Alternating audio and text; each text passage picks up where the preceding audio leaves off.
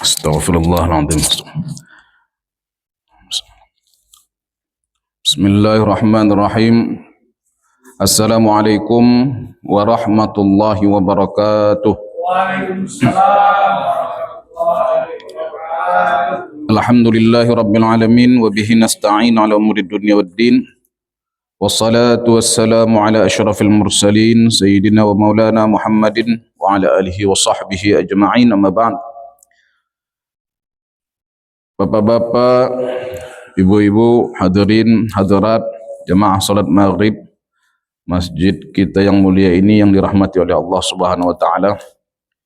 Mari kita banyak bersyukur kepada Allah diberikan kesempatan, kesehatan, kemauan untuk dapat melaksanakan kewajiban kita selaku hamba Allah, yaitu melaksanakan salat fardu maghrib dirangkai dengan ta'lim, kemudian nanti salat isya berjamaah lagi. InsyaAllah banyak fadilah, kelebihan, kebaikan yang Allah berikan kepada kita semua, Bapak Ibu hadirin jamaah yang dimuliakan Allah.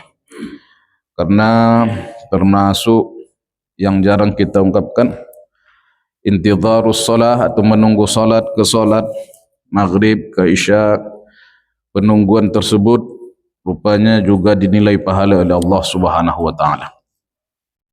Salawat dan salam kepada junjungan alam Nabi besar Muhammad sallallahu alaihi wasallam. Allahumma salli wa sallim wa barik ala sayyidina Muhammad wa ala alihi washabbihi ajma'in.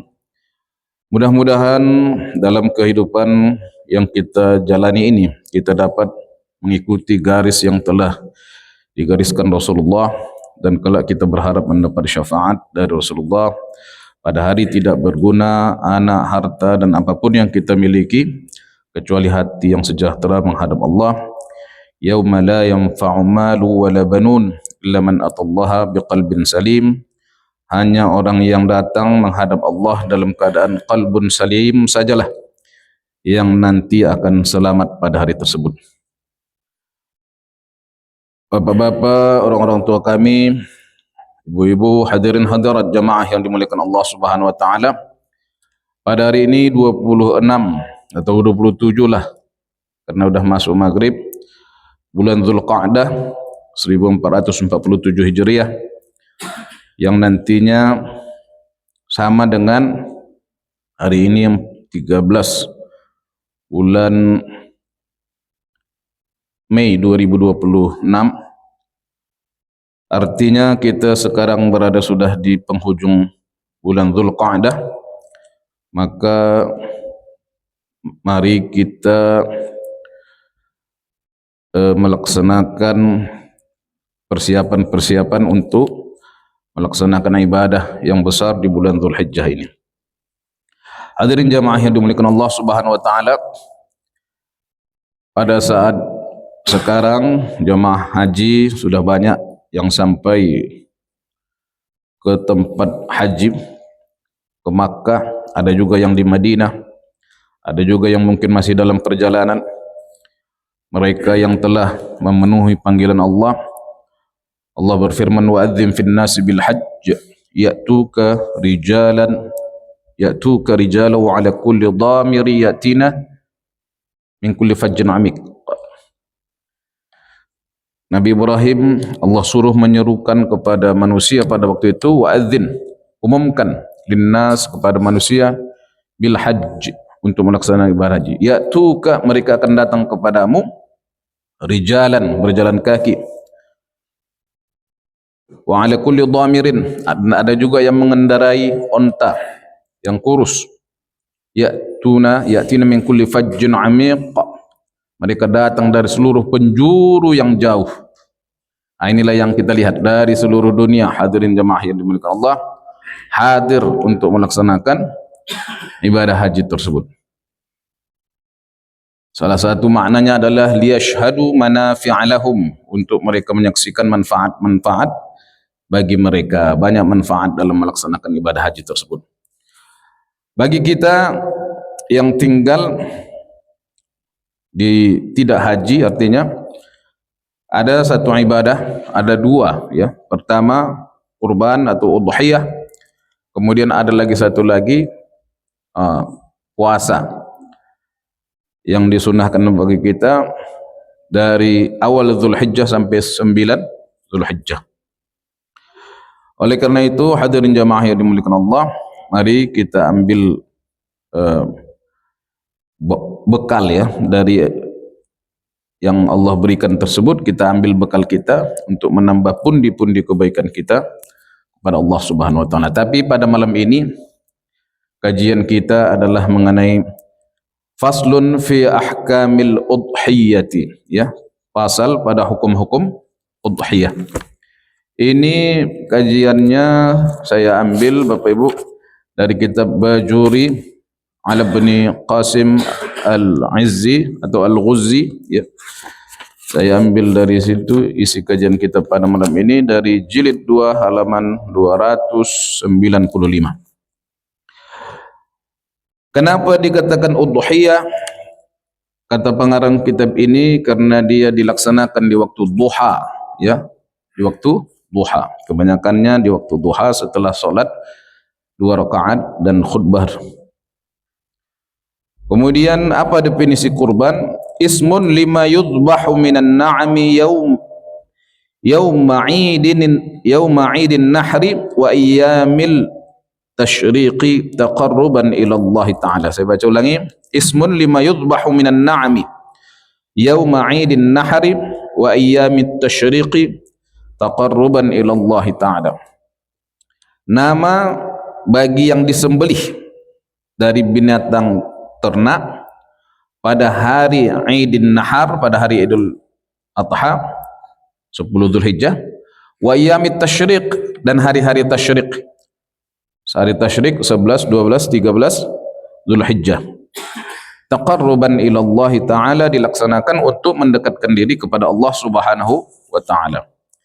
Ada juga mungkin pada hari itu juga menyembelih, tapi bukan taqarrub, tapi dia mau berjualan, ya kan, dijual untuk jualan di pasar, atau ada yang mesan pada hari yang sama juga, tetapi bukan taqarrub ilallah, tapi dia memang jazar, apa namanya, algojo, ada penyembelih, juru sembelih. Itu tidak dinamakan kurban. Kemudian ada juga mungkin orang menyembelih tapi digunakan untuk berhala atau untuk jamuan yang lain-lain yang tidak sesuai dengan syariat, ya, untuk menjamu apa namanya, hantu anu, setan anu, begitu. Maka itu juga tidak dinamakan taqarrub ilallah. Kemudian di sini dikatakan na'am, artinya binatang ternak. Jadi binatang yang ternak ini artinya kambing dan sejenisnya, domba juga termasuk, sapi dan sejenisnya termasuk juga sapi, kerbau dan yang sejenisnya. Tapi yang tidak liar.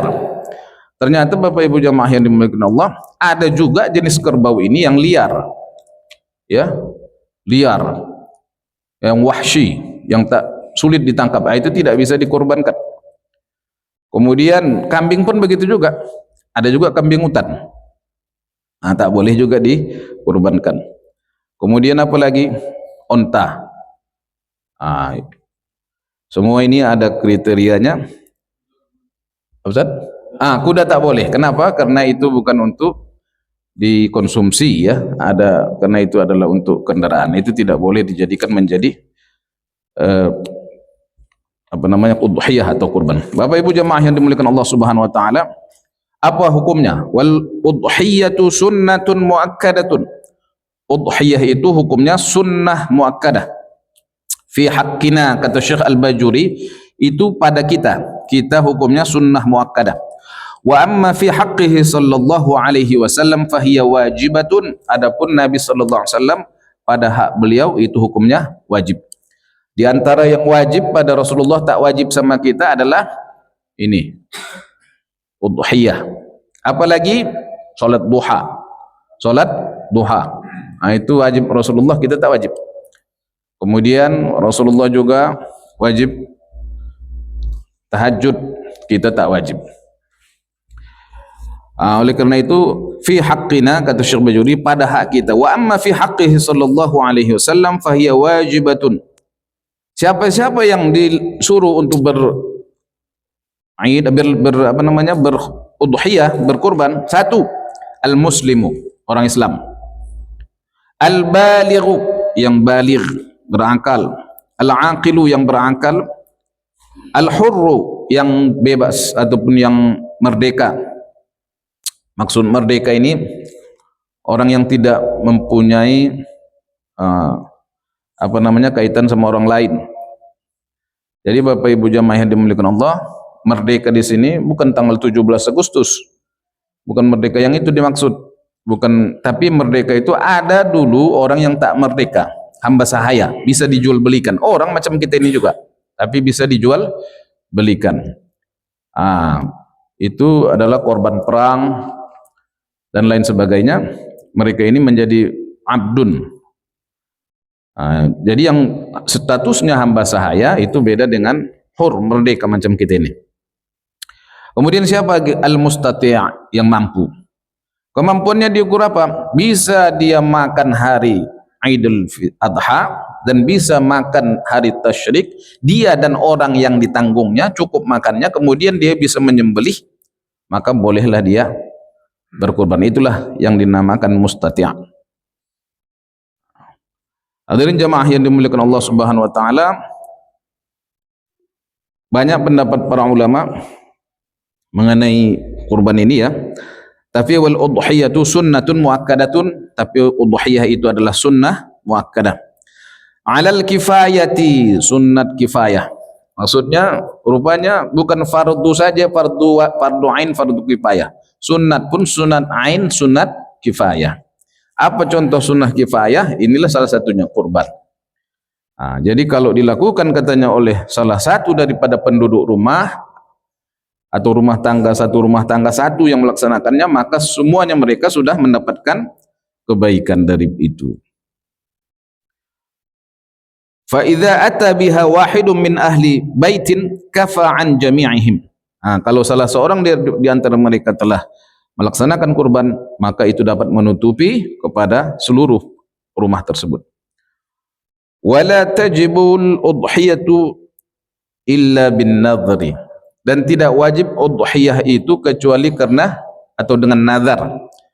Jadi udhiyah menjadi wajib kalau dinazarkan, dan tidak wajib atau menjadi sunnah muakkadah kalau tidak dinazarkan.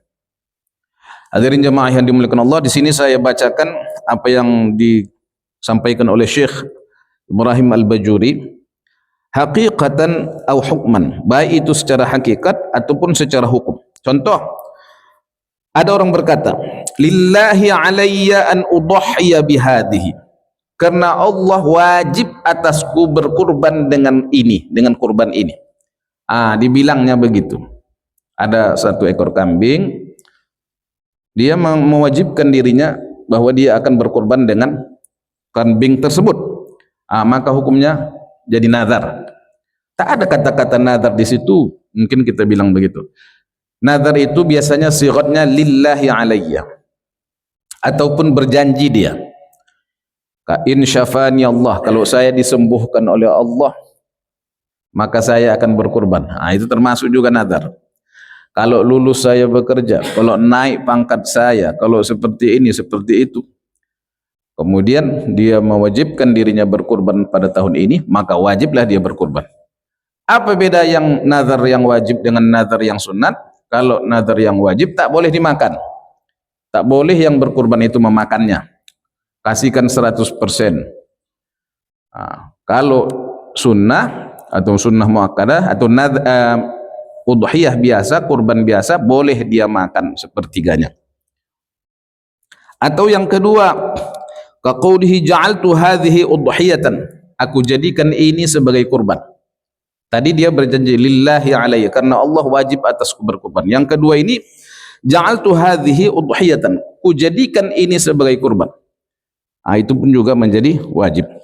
Bapak Ibu jamaah hadirin yang dimuliakan Allah, makanya misalnya ini kita bawa kambing, Untuk apa itu? Kata Pak Lubis. Datang yang menjawab ini, untuk kurban. Wajib. Menjadi wajib. Jadi misalnya sekarang ini kan udah datang kambing itu. Untuk apa itu? Untuk kurban. Tak boleh. Itu dia menjadi apa? Jadi untuk apa itu? Untuk diternak. Gitu aja. Untuk dikasih makan. Pas hari hanya nanti baru dikurbankan. Jangan dibilang menjadi kurban. Seperti itu karena dia menjadikan itu sebagai kurban, maka lafaz menjadikan itu sama hukumnya dengan nazar. Jadi Bapak Ibu jamaah yang dimulakan, kecuali bukan yang punya pula yang apa kan? Ya bukan yang punya yang bilang. Kalau yang punya yang bilang baru.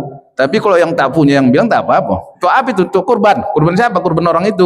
Tak masalah. Tapi kalau dia yang mau berkurban dibilangkannya itu untuk kurban, kenalah dia itu, termasuk itu nazar. Jadi nazar wajib. Kalau terjadi seperti itu, tak usah dimakan lagi. Kasihlah itu karena Allah, pahalanya lebih besar. Karena bapak ibu semua sudah menaikkan hukum yang semestinya sunnah muakkadah menjadi wajib. Menjadi wajib karena udah berjanji sama Allah.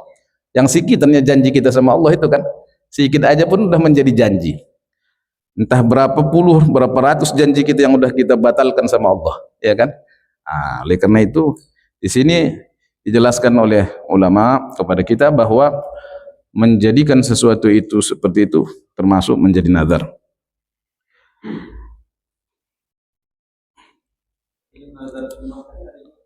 Apa? Enggak. Kalau nazar tak sunnah, hukum nazar wajib. Jadi nazar itu adalah meningkatkan status hukum dari sesuatu yang sunnah menjadi wajib. Itu yang boleh dinazarkan. Kalau yang makruh tak boleh. Ya kan, misalnya lah kalau sehat aku nanti nonton drama Cina aku 3 hari 3 malam, itu kan tak ada pun itu, tak wajib dia apa. Misalnya itu. Ataupun kalau aku nanti kalau sehat aku nanti keliling komplek aku. Keliling komplek itu tidak ada hukum-hukumnya, tidak dari sunat ke wajib, tidak seperti itu. Jadi kalau apa yang nazar itu seperti itu. Kalau aku sehat, aku bersedekah sekian. Itu dah wajib itu. Jadi hutang lagi itu nanti. Kalau meninggal itu yang bilangnya itu ada yang mencatatnya, bayarkan cepat itu. Karena hutangnya kepada Allah Subhanahu wa taala. Ya, Pak. Nah, waktu lupa dia gitu. Iya. Dibayar. Maksudnya lupa, tapi kita ragu nih. Kalau bagusnya utang seperti itu ataupun apapun nazar kita yang baik-baik yang kita anggap sebagai nazar semestinya kita tunaikan. Ya, kita tunaikan. Kalau yang lain pun misalnya Pak, entah bentuk bukan kurban, bentuk sedekah ya kan, bentuk yang lain ya sebagusnya kita tunaikan atau kita ulangi ingati balik apakah sudah kutunaikan atau tidak, ataukah memang betul aku berjanji atau tidak kan gitu. Seperti itulah nazar itu. Tapi nazar itu memang harus diucapkan, bukan di dalam hati aja ya. Kalau dalam hati tidak. Kalau tak mampu, kalau tak mampu menunaikannya ditunggu sampai mampu. Karena itu seperti itu. La yukallifullahu nafsan illa wus'aha. Tidaklah Allah memberatkan kecuali semampu kita. Ditunggu sampai mampu. Kalau tak mampu juga sampai akhirnya ya udah. Ya, itu termasuk nazar. Enggak mampu menunaikan nazar tadi. Kaya lah. Iya. Tiba-tiba jatuh miskin. Iya. Nazar kaya waktu itu mau tiba-tiba jadi miskin. Iya. Iya. Karena menggugurkan nazar tadi. Itu semua berdasarkan kepada kemampuannya itu Pak. Kalau udah tak apa, misalnya bangkrut atau yang lain-lain itu hukumnya pun sudah berubah. Nanti tidak apa lagi ya, tidak menjadi kewajiban kita lagi. Tapi kalau mau juga seorang itu melepaskan, tak bisa dia membangun masjid, ya udah menyapu masjid lah dia, misalnya, ataupun mengurusi masjid. Kira-kira seperti itulah. Jangan terlalu jauh dari masjid tadi. Kafa'an jami' wala tajibu illa al-udhiyatu illa bin nadhari, dan tidaklah wajib udhiyah kecuali dengan nazar. Bapak Ibu jamaah yang dimuliakan Allah Subhanahu wa taala, ada mazhab Ibnu Abbas. Dalam sebuah hadis Rasulullah SAW bersabda, tidak ada yang disukai Allah pada yaumun nahar dan hari tasyrik berupa ibadah yang paling dicintai Allah daripada iraqatid dam, yaitu mengalirkan darah. Artinya darah kambing, darah kurban seperti itu. Tapi Ibnu Abbas berpendapat, dalam kitab ini dijelaskan, kalau orang tidak mampu, ini ada nasnya di dalam kitab ini, bahwa katanya, saya baca aja,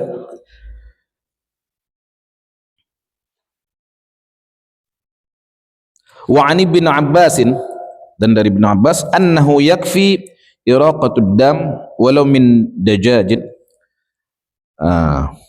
au auzin kama qalahul Midani. Dari Ibnu Abbas bahwasanya cukuplah dalam hal mengalirkan darah tersebut walaupun dari seumpama ayam, au auzin atau angsa. Bahkan ada lebih, apalagi tak dapat ayam, angsa, burung pun jadi. Kira-kira seperti itu. Tapi ini mazhab Ibnu Abbas. Dan ini tidak kuat. Tapi walaupun demikian Bapak Ibu, wa kana syekhuna rahimahullah berkata, guru kami katanya, ya'murul faqir bitaqlidihi, guru kami itu menyuruh orang miskin, orang tak mampu untuk mengikutinya. Ya, bitaqlidihi. Wa yaqisu al-udhiyah 'ala al-haqiqah. Kemudian begitu juga kalau tak mampu berudhiyah, akikah pun seperti itu, akikah. Misalnya orang miskin, orang tak mampu dia menyembelih apa tadi? Menyembelih kambing. Kemudian dia menyembelih ayam. Maksudnya seperti itu mazhab Ibnu Abbas. Kira-kira seperti itu. Ya. Pada saat dia lahir kita belum mampu. Iya. Iya. Nanti setelah setahun 2 tahun. Nah kan kalau yang saya tahu ya, ikannya bakal 7 hari, 14 hari. 21 hari, 40 hari gitu ya. Kita lakukan di setahun 2 tahun kemudian. Ya. Oke. Ya. Boleh. Kalau masih ayahnya yang melakukan silakan aja, Pak. Kalau ya, boleh ayahnya. Tapi jangan di hari kurban ini juga. Nanti setelah itu. Waktu atau sebelumnya ya kan. Jadi kalau di hari kurban tidak ada yang lebih utama dari kurban. Itu sajalah pertanyaan orang dari entah berapa puluh tahun lalu mengenai mempertentangkan antara kurban dengan akikah. Oke, Bapak Ibu sekalian, intinya adalah di hari kurban masih bapak-bapak, ibu-ibu berkurban. Di hari selanjutnya nanti silakan sambung dengan apa? Dengan berakikah. Atau sebelumnya akikah pun jadi duluan, tidak masalah. Tapi harga kambing mahal. Itu akikah.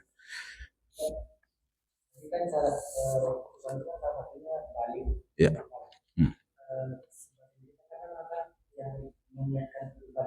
Atas nama anaknya. Iya.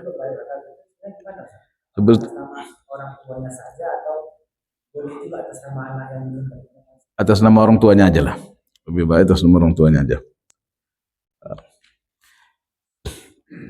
Kemudian Bapak Ibu jemaah yang dimuliakan Allah, wa yujzu fiha al-jaz'u min ad-dha'ni, dan memadalah dalam hal berkurban tersebut yaitu umur 1 tahun dari domba dan masuk tahun kedua. 1 tahun masuk ke kedua. 1 tahun lebih begitulah kalau domba. Kemudian kambing biasa 2 tahun masuk ketiga. Kemudian kalau sapi dan kerbau itu 2 tahun juga masuk ke tahun ketiga. Sedangkan bangsa onta itu adalah bangsa 5 tahun ya, masuk ke 6. Di sini anehnya kitab ini menjelaskan juga Bapak Ibu sekalian ya. Kalau ini entah betul entah enggak tahu saya, tapi ada juga saya tengok modelnya kambing kawin sama onta. Betul enggak itu? Itu hasilnya itu bisa enggak dikorbankan? Bisa. Bisa dikorbankan. Kalau betul itu ya, di kitab ini jelas di situ. Kemudian berapa orang? 1. Berapa umurnya? Umur onta 5 tahun masuk 6. Seperti itu. Kalau ada seperti itu. Tapi memang ada, saya lihat kambing model onta model kambing yang di itu kan. Apakah itu barangnya saya tidak tahu, tapi kalau terjadi seperti itu, kan kalau onta itu kan 5 tahun dan 7 orang. Sementara kambing 2 tahun dan 1 orang. Terus kalau kawin ini mana yang diambil? Kan begitu. Ternyata yang diambil katanya dia hanya untuk 1 orang Dan umurnya seperti umur onta, yaitu 5 tahun. Nah, Bapak Ibu jamaah yang dimuliakan Allah Subhanahu wa taala. Iya, Pak.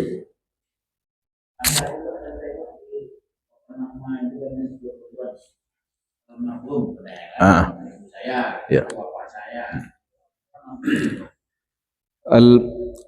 Al-udhiyah 'anil ghair itu hukumnya itu, Pak ya. Berkorban atas nama orang lain. Nah, itu orang lain itu nanti ada juga nasnya, kalau dia sudah meninggalkan berwasiat bahwa dia akan dia menyuruh ataupun berwasiat kepada ahli warisnya untuk melaksanakan kurban tersebut, maka dilaksanakan oleh ahli warisnya, boleh seperti itu. Barangkali itu sudah diwasiatkan bapaknya dulu. Kalau tidak, tak boleh. Tak boleh.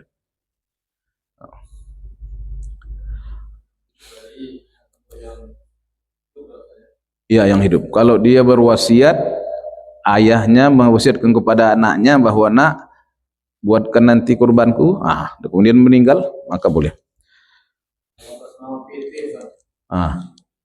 Atas nama PT, Pak ya. Iya, Pak, ada itu, saya pernah ikut itu. Jadi bukan ikut, Pak ya. Jadi kan saya bekerja di dalam satu perusahaan gitu kan. Dulu saya bekerja di sana. Kemudian setiap tahun perusahaan tersebut memberikan, tapi itu bukan kurban kayaknya. Semua dapat. Jadi itu mungkin ya hadiah saja seperti itu. Di beberapa masjid itu satu sapi. Iya, bukan Islam ya, Pak ya. Nah, jadi itu ya sedekah biasanya itu, tidak kurban. Kalau kurban pelakunya harus muslim. Bapak Ibu jamaah yang dimuliakan Allah Subhanahu wa taala. Kemudian juga tujzi'ul baqara an sab'ah, sapi dan kerbau juga 7 orang. Wa tujzi'u syatu an syakhsin wahid, sedangkan kambing adalah untuk 1 orang. Jadi saya bacakan Bapak Ibu sekalian, ya dengar Pak Yop. Saya bacakan yang tadi Bapak tanya. Wala yajuzu an yudhhiya an ghairihi bi ghairi idnihi. Tidak boleh seseorang berkorban atas nama orang lain tanpa izin orang lain tersebut. Illa idza dhaha an ahli baitihi, kecuali dia berkorban terhadap ahli baitnya. Ahli baitnya ayah ke anak, ayah ke istri. Nah, itu.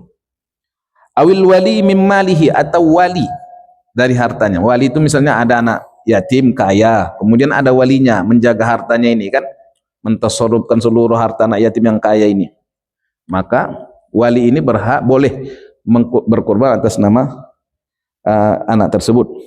Awil imam min baitil mal, ataupun imam, pemimpin.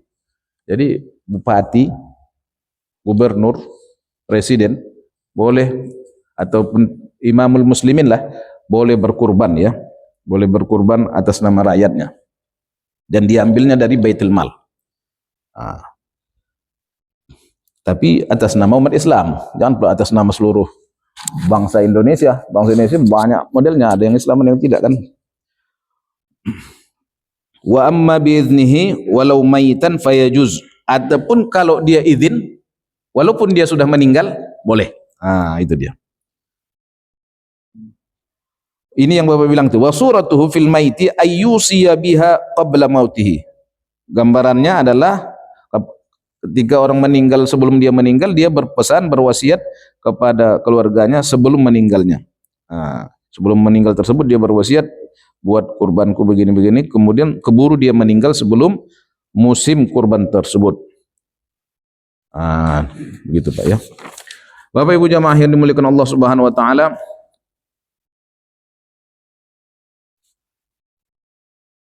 wa afdalu anwa'il udhiyati, seabdul model ataupun macaman berudhiyah itu adalah ibilun, onta, summa baqarun, kemudian sapi, summa ghanamun, kemudian kambing. Katanya seperti itu. Tapi ini pun masih relatif ya. Sapi kan kita ini adalah bagaimana wa at'imul ba'isal faqir, beri makanlah orang miskin lagi sengsara. Nah, mana yang lebih bagus dagingnya, mana yang lebih sehat dagingnya dan lebih disukai, itulah tentunya yang paling bagus. Nah. Kemudian Bapak Ibu sekalian yang dimuliakan Allah, ada beberapa hal yang tak boleh, tak cukup ataupun tidak sah dalam hal berkorban. Satu, al-aura'ul bayyin, ya, yang celek matanya tapi buta sebelah. Betul-betul buta, jelas. Itu tak boleh. Kemudian yang pincang, jelas pincangnya. Kalau digembala kambing itu rame-rame misalnya, atau sapi atau apa, rame, kemudian dia nggak bisa sama kawannya karena pincangnya itu. Tapi kalau pincangnya sedikit masih boleh. Kemudian tak boleh juga yang sakit. Yang sakit ini kayaknya lebih kepada penyakit-penyakit seperti yang dilihat sekarang ini kan. Kita banyak konsultasi dengan departemen pertanian, bagian hewan dan sebagainya kan. Mana yang bisa dimakan, mana yang tak bisa dimakan. Karena juga memang penggunaan kimia sudah berlebihan, bukan lagi hanya pada tanaman, tapi pada hewan pun dibuat seperti itu, manusia pun dibuat kimianya lagi. Akhirnya itulah ya. Jadi kalau kita makan konsumsi sebuah daging tersebut dan bisa menimbulkan penyakit yang parah, maka itu lebih baik tidak, dan itu tidak sah ya. Kemudian yang ajfa katanya, itu yang kurus kering, kurus menggong, kurus betul, tak ada lagi kepalanya, tak ada lagi otaknya, lemaknya udah tak ada lagi. Itu pun tidak sah. Bukan itu saja, yang lain-lain pun mungkin kalau saya tambahkan, ada lagi yang sapi gila dulu pernah, itu pun tak usah dimakan. Ikut pula gila gara-gara itu. Sapi yang penyakitan ya, penyakit kekinian maupun penyakit yang dulu-dulu yang ada pada sapi, maka itu tidak sah menjadi kurban. Ya. Kalau misalkan cacat itu misalkan patah kaki gara-gara mobilisasi atau tunggal itu juga cacat patah. Ya. Ya, sama aja Pak. Karena itu kita juga ya ini kan dilihat pada waktu menyembelihnya itu. Iya, kalau waktu menyembelihnya. Jadi kita harus hati-hati menurunkan ataupun mati kan. Mati dia waktu menurunkan ataupun menjadi sakit, maka dia menjadi tidak boleh. Tapi hadirin jamaah yang dimuliakan Allah, kalau sekedar patah dan bisa disambung lagi, kira-kira itu tidak mungkin masih kan gitu. Kalau bisa diobati, karena yang dimaksud adalah memang udah bawaannya sakit betul, mengurangi daging dan sebagainya. Kalau barusan kejadian wal maksurul qarn, dan juga yang patah tanduk, yang baru melahirkan dan hamil, itu tak enak dagingnya. Kemudian yang terpotong telinganya baik dari kanan ataupun mau dari kiri, dan yang terpotong ekornya, maka hal tersebut menjadi tidak sah. Bapak Ibu jamaah yang dimuliakan Allah, karena yang kita laksanakan ini adalah taqarruban ilallah, ya, mendekatkan diri kepada Allah, maka laksanakanlah taqarrub ilallah itu dengan sebaik-baiknya. Dengan sebaik-baiknya, jangan kita mencari yang tak baiknya, yang sedang-sedang aja. Kalau bisa yang paling baiknya, tak bisa lagi api nomad yang sederhana. Jangan pala yang kurang, jangan pala yang rendah kali mutunya seperti itu. Kemudian kapan dilaksanakan? Wa asluha yadkhulu waqtu tadhiyatu idza tala'ati syamsu yauman nahar wa mudhi qadri rak'ataini wa khutbataini khafifatain. Apabila telah terbit matahari pada hari Idul Adha 10 Zulhijjah itu, wa madha qadaru rak'ataini, dan berlalu ukuran 2 rakaat salat. Ya. Lalu 2 khutbah yang ringan. Itulah ukurannya. Walaupun khutbah itu setengah jam mungkin. Setengah jam dia khutbah, berarti istilahnya setelah terbit matahari itu istilahnya syuruk, ya kan? Terbit matahari, setengah jam dari itu sudah bisa. Setelah setengah jam dari. Tapi tentunya yang melaksanakan penyembelihan itu sedang masih sholat. Macam mana pula?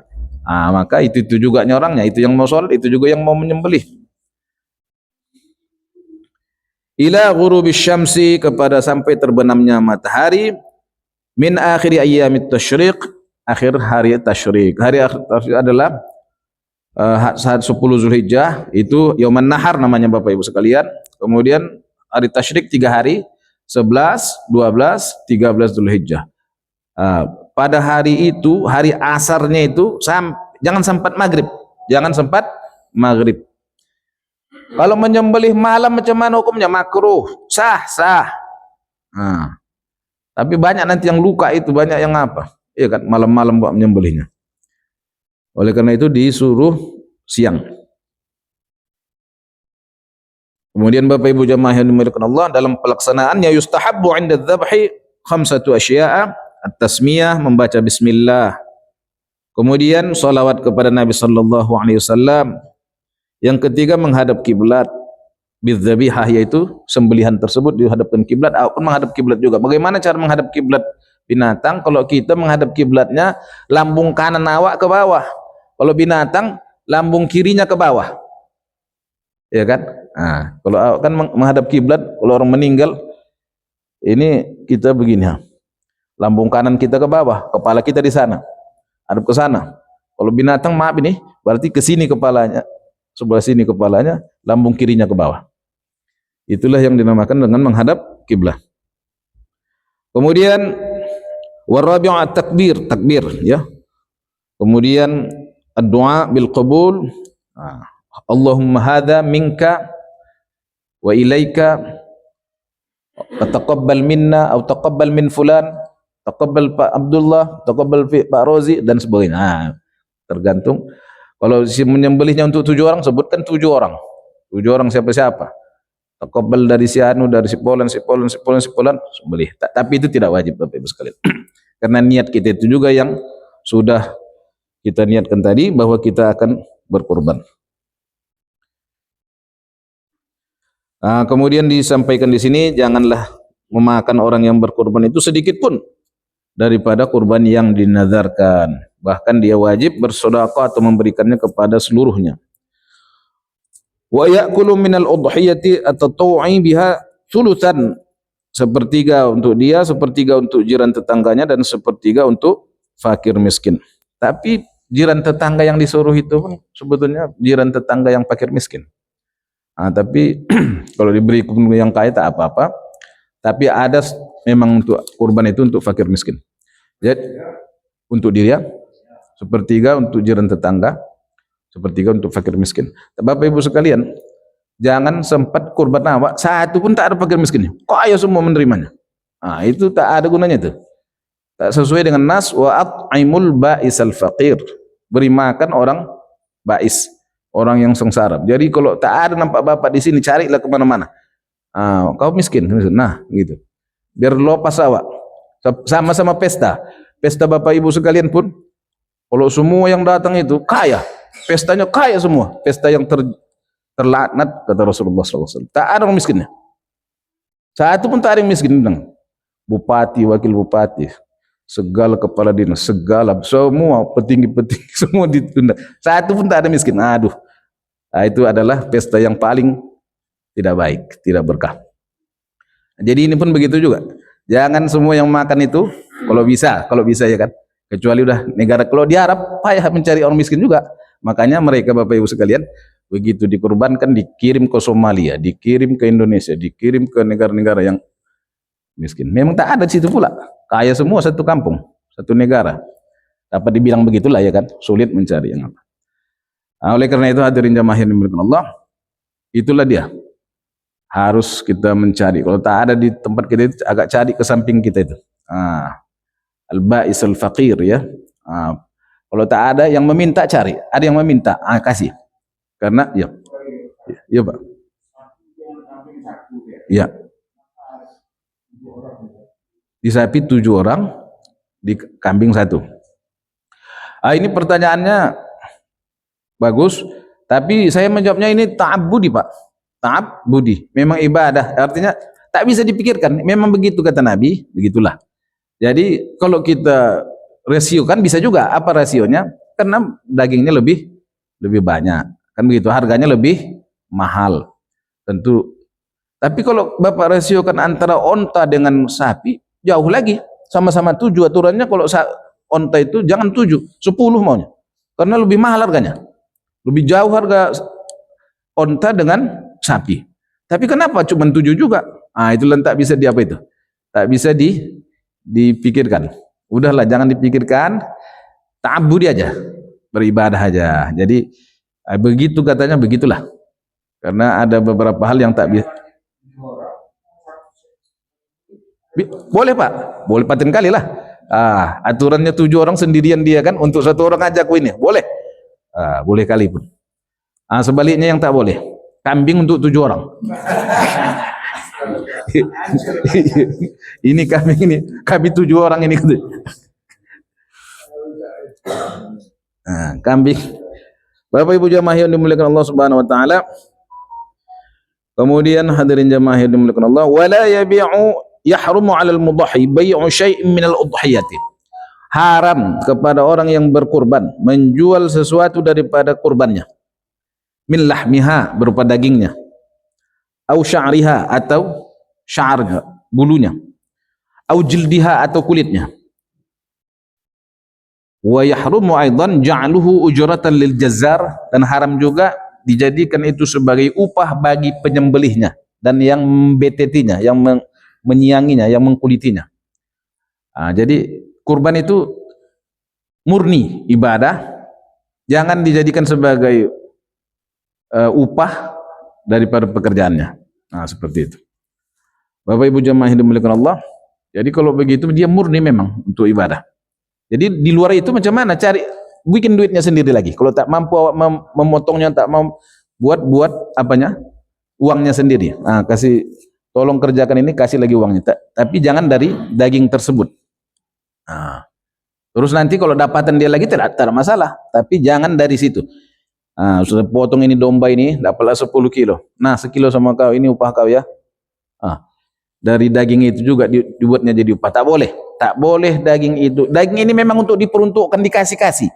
Tak boleh menjadi transaksi dalam daging ini. Tak boleh dijual, tak boleh jadikan upah, tak boleh diberikan sebagai pembayar utang dan sebagainya. Tak boleh. Ini spesial utang kepada Allah Subhanahu wa taala. Spesial karena Allah Subhanahu wa taala. Ya Pak.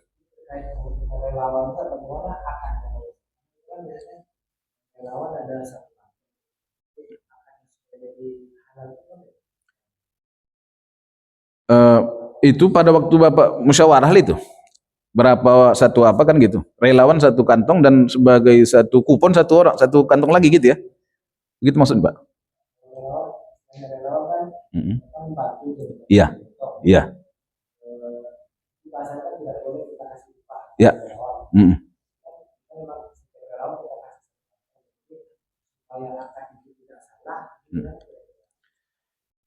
Supaya kan yang tidak salah, supaya jangan ini menjadi upah ya.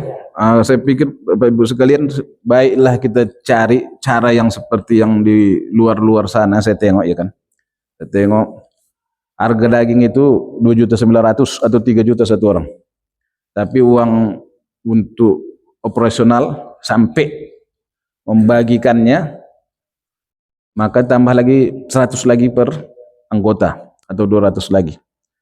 Jadi dari situlah sehingga kurban ini memang murni kurban, tidak dijadikan sebagai barang untuk pembayar ataupun penebus, tapi tidak juga sebagai upah, sebagai apa, dia memang murni kurban.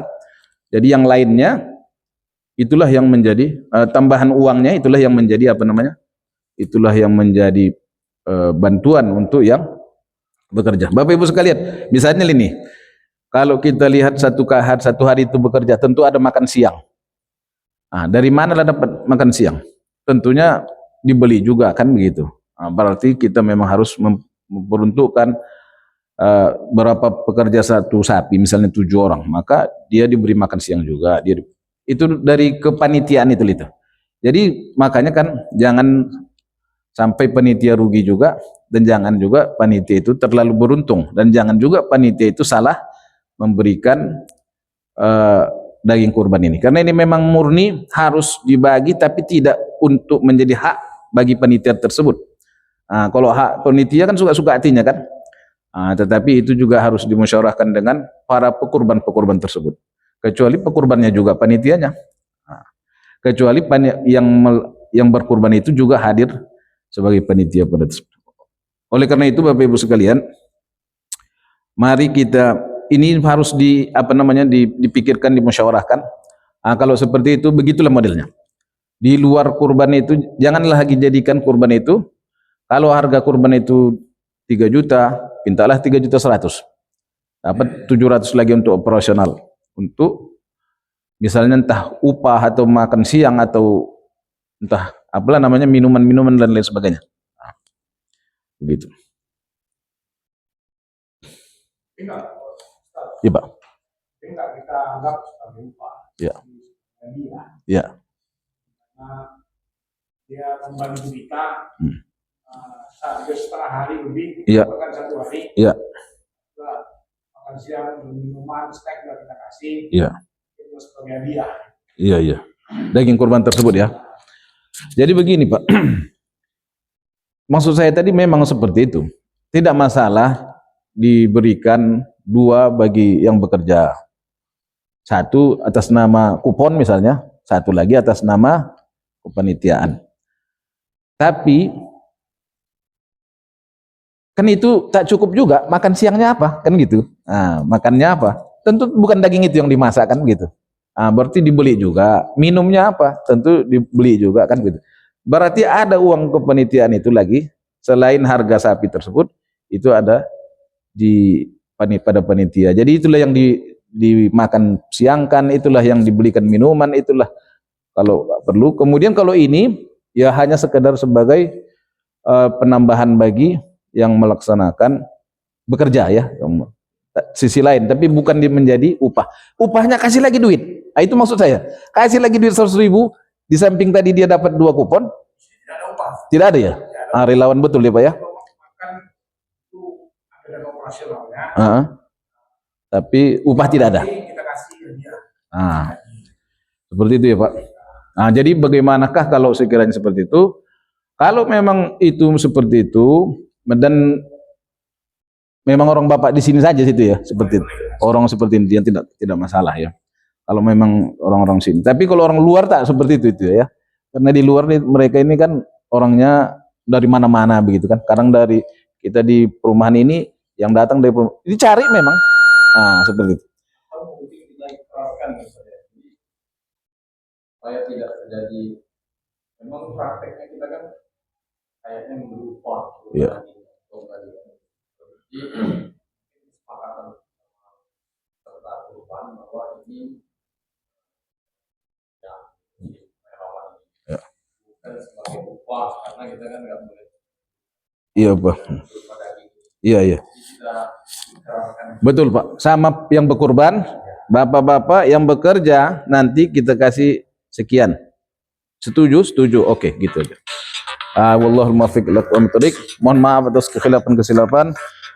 Mudah-mudahan Allah Subhanahu wa taala memberikan kepada kita yang terbaik dalam melaksanakan ibadah, menginisiasi segala kebaikan termasuk dalam masalah kurban yang kita laksanakan ini. Assalamualaikum warahmatullahi wabarakatuh.